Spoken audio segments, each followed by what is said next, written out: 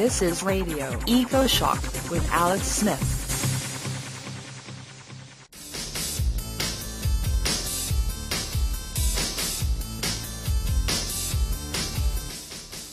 He's the author of 10 books, including The Party's Over, Peak Everything, and The End of Growth. He's also a driving force and senior fellow at the Post-Carbon Institute. You know, I wanted to give Richard Heinberg hell for wasting resources on an 8-pound monster book about wasting resources. The book, Energy, Overdevelopment, and the Delusion of Endless Growth is so big, I had to clear off my desk just to look at it. But then I got sucked in by 2-foot photos of the nasty industrial mess that is hiding behind our consumer lifestyle, our cars and our smartphones and all that. Why didn't I know that it's so bad out there? So, Richard Heinberg, welcome back to Radio Ecoshock. Good to be talking with you again, Alex. Well, Richard, why did the Post-Carbon Institute put all this paper and ink into a play? The book actually is a project that was brought to us by the Foundation for Deep Ecology. They've produced a series of similar sort of coffee table-sized books going all the way back to one called Clear Cut. It's a strategy that seems to work well because people actually can see, as you say, with big color images, the results for the environment of, basically modern industrial life. And, sometimes a picture is worth 1,000 words. So these books are always features of activist campaigns, whether it's for CAFO, which was a book that they published a couple of years ago on confined animal feeding operations, or clear-cutting forests or mountaintop removal, coal mining. These books are typically gifted to environmental organizations to use in their activist efforts. So Foundation for Deep Ecology partnered with us on this one and brought us the project sort of half-finished, and then we brought together some of our fellows to flesh out some of the content on energy literacy and so on. And the result is this, as you say, big 8-pound bouncing baby of a book. Well, I was really impressed. I was struck. I was moved by the photos. And then I began to wonder, well, why don't we see these images in the media or even in our daily lives? We don't encounter this, acres and acres and acres stretching out to the horizon of wrecked land. Do you think the images are censored, or is it because we really don't want to look? Well, the images are hard to get in some cases. For example, the tar sands in Alberta, everybody kind of knows that, it must look pretty nasty producing that stuff, digging into the arboreal forest and tundra to get this gooey bitumen out that has to then be refined and sent through pipelines and so on. But, unless you rent a plane and fly over, you're not going to really get the full picture of it. Certainly the companies like Suncor that do the mining have no interest in publicizing what it really looks like. So, very few people actually have seen it from a bird's eye point of view. But if you look at the photo in the book, it's a vision of hell. It's a landscape of absolute, complete devastation and destruction. Yeah, and I didn't realize the vast impact of conventional oil and gas production. Tell us, what is energy sprawl and how bad do you think that is? Well, energy sprawl is basically the fact that producing energy takes land. And the actual footprint of a conventional oil or natural gas well is pretty small compared to the amount of energy that we get out of the ground. But the problem is we use such extraordinary amounts of energy that, you start putting together oil well after oil well after thousands of more oil wells and natural gas wells, and pretty soon, here in the U.S., we're talking about tens and tens of thousands of oil and gas wells. There are parts of the country where basically you can look from horizon to horizon and see nothing but oil wells or gas wells. And these are places typically where not very many people live. So again, it's not a landscape that most people are likely to see. And I think if you start driving down those back roads, you might run into a few security cars and people wondering what the heck you're doing there. So that's right. It's not easy to get to. Well, we should mention there's also a collection of great essays in the book. You're a contributing author. We're going to hear more from you in a speech that we're going to broadcast later in this program. But would you like to talk about a couple of the other written contributors? Well, sure. We're proud to feature essays from quite a number of energy experts, including Charles Hall, who is one of the originators of the net energy or energy return on energy invested concept, which really transforms our whole view of energy, the economic as well as the environmental costs of energy. There's an essay by James Hansen on coal and climate change. Wendell Berry has a wonderful essay called Faustian Economics, Hell Hath No Limits. There are essays by Jeff Goodell, Sandra Steingraber, who's one of the great activists working against hydrofracking, David Hughes, who is a Post-Carbon Institute fellow, he's a geologist and one of the world experts on hydrofracking and the limits to that technology. Oh, just looking through the table of contents here, Amory Levins on energy efficiency, Bill McKibben on climate change. These are all the big names, really, in each field, all writing good essays. And I was taken in the paper by that former CIA director, James Woolsey. He says we're ready to spend billions fighting malevolent groups like Al-Qaeda, but we're unwilling to even talk about what he calls the malignant threats like the system collapse of things, maybe our electric grid or the climate. But Richard Heinberg, haven't you experienced that unwillingness to look or act for years? Well, sure.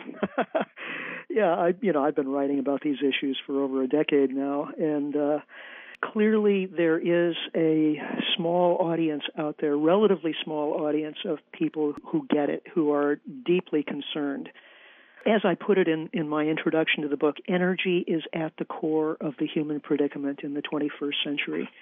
Whether we're talking about climate change, whether we're talking about geopolitics, whether we're talking about the economy, energy is right at the heart of it. And yet, here we are in 2013 with basically the same energy priorities as in 1990 or 1980 or 1960. Basically, fossil fuels as our primary energy sources, and we have no plan B. We literally have no realistic energy policy in this country, and the same is true in most countries around the world. We're going in the wrong direction, and we're hitting the gas pedal as we go. Right, and I noticed in the book, despite the hard-headed figures on world energy sources and things like return on energy investment, which are very important, I was surprised by the photos and essays on the importance of wild places and the species that live there. Is it partly a return to the old environmentalism? Well, partly that reflects the priorities of our partnering organization, the Foundation for Deep Ecology, but also, I think as society becomes more and more urbanized, it's easier and easier for us just to forget the impact of our activities on wild nature. We don't see as much of wild nature as we used to because so many of us live in big cities. And so, out of sight, out of mind. I think it's really important that we be reminded of the incredible beauty of the places that we're losing at an accelerating rate.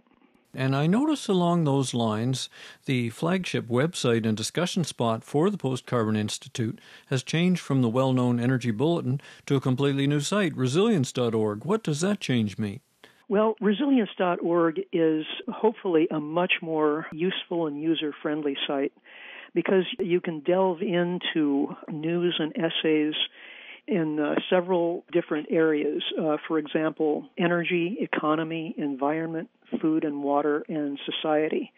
So you can click on any one of those tabs and see, the latest discussion, news, essays in each of those areas. So we are looking at a global systemic crisis that has many dimensions to it. Energy, as I said earlier, is at the heart of it, but even the energy question has its economic and social and environmental implications. So being able to pick those things apart and put them back together is we think, really useful. There's also an interactive map there on the site that can take you to organizations in your vicinity that are doing the kind of work that we're helping to publicize and promote around the country, resilience building efforts, sustainability building efforts, like the transition towns, for example. We have all of the transition towns mapped, but also local food organizations and local energy co-ops and so on. Well, that sounds really useful. This is Radio Ecoshock. I'm Alex Smith with energy author and lecturer Richard Heinberg. He's a senior fellow with the Post-Carbon Institute. We're talking about a massive new book called Energy, Overdevelopment, and the Delusion of Endless Growth, just published by PCI. Richard, I want to pose a kind of devil's advocate question, maybe a hard question. This big book of energy explains fossil fuels have powered the boom in human population as well. But at the same time, many of the arguments against some forms of energy, including solar or wind, in the book with the photos, seem to be based partly on aesthetics. The pipes and the windmills look bad. Doesn't that imply we might have to have a lot fewer people if we cut back on fossil fuels, in part to support these aesthetic principles of what nature should look like? Do you see what I'm getting at there? Yeah, aesthetic sounds so ephemeral. It sounds so she and, like only rich people can afford nice views. So, worrying about how things look is really elitist. But, I think that's a very short-sighted way of looking at the situation. If we continue as we are now, basically all places of natural beauty are going to be impacted. There will be no beauty left. And is beauty all that important? Well, actually, I think it is. I think it's what feeds our soul. It's what makes life worth living. And if we are taking away the very things that make life worth living, if we're scrubbing the environment of all of those elements, then what kind of legacy is that? Is that really a sign of an intelligent species?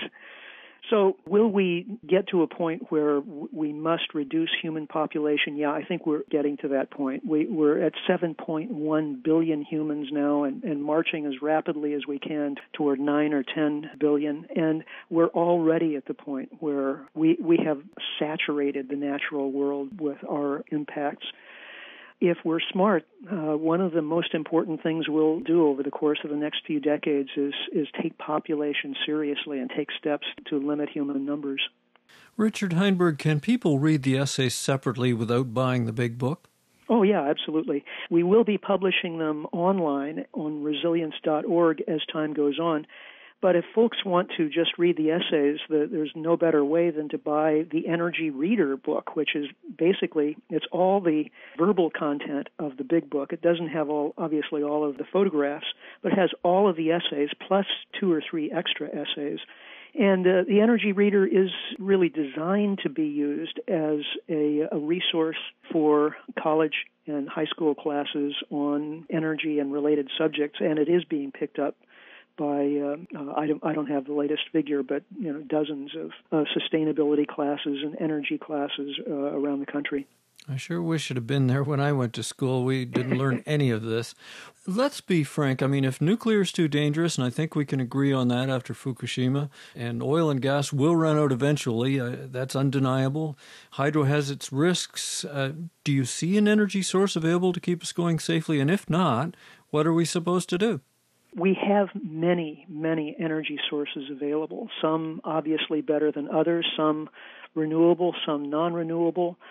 The problem is, of course, we're concentrating on the wrong energy sources. We should be using renewable energy to a much greater degree. But, when you really get to the nub of it, the problem is not the energy sources. The problem is overconsumption.